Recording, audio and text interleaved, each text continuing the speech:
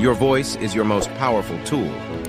Fortunately, like playing a musical instrument, you can learn to use your voice to increase your power and persuasiveness in any conversation or speech that you give.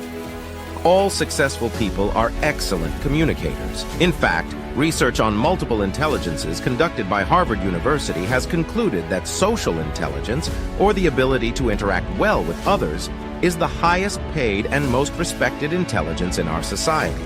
So, how do you communicate more effectively with others?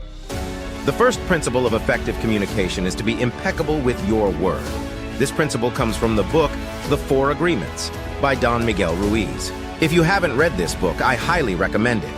The first agreement in the book is to be impeccable with your word, which means to speak with integrity or to say what you mean and mean what you say. Words have the power to create or destroy, and a careless comment can alter a relationship forever. Therefore, it's important to choose your words carefully and consider their impact before you put them out there in the world. Before you speak or write, ask yourself these 4 questions. Is it necessary? Is it true? Is it kind? Is it helpful?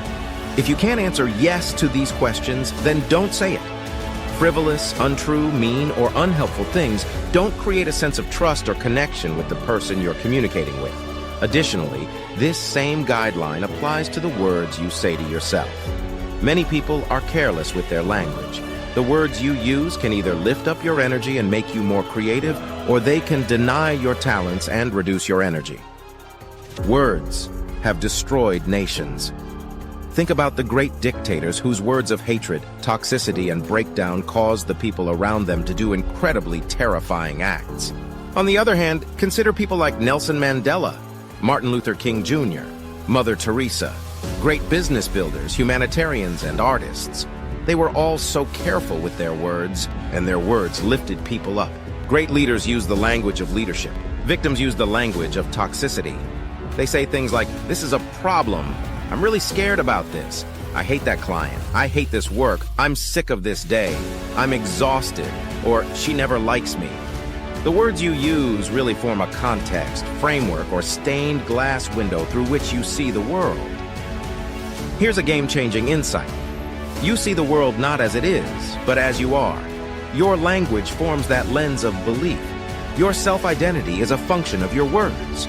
You're never going to rise any higher in terms of your impact in the world than the way you see yourself. If you see yourself as average, you're not going to read the books, attend the events, do the study, put in the training time, find the mentors, or do the work to rise to world class. And because you're running an interior psychological story that says you're average and that the A players are somehow different from you. If you come from scarcity and think that you'll never have more than the salary that you're making because of the story that you have through the words you've used, then you're not going to go out there and ask for the big order, start the big business, or read the books on financial mastery.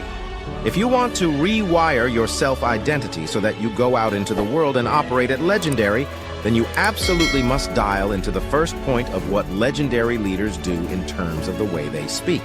Legendary leaders get their precision of languaging right. The great leaders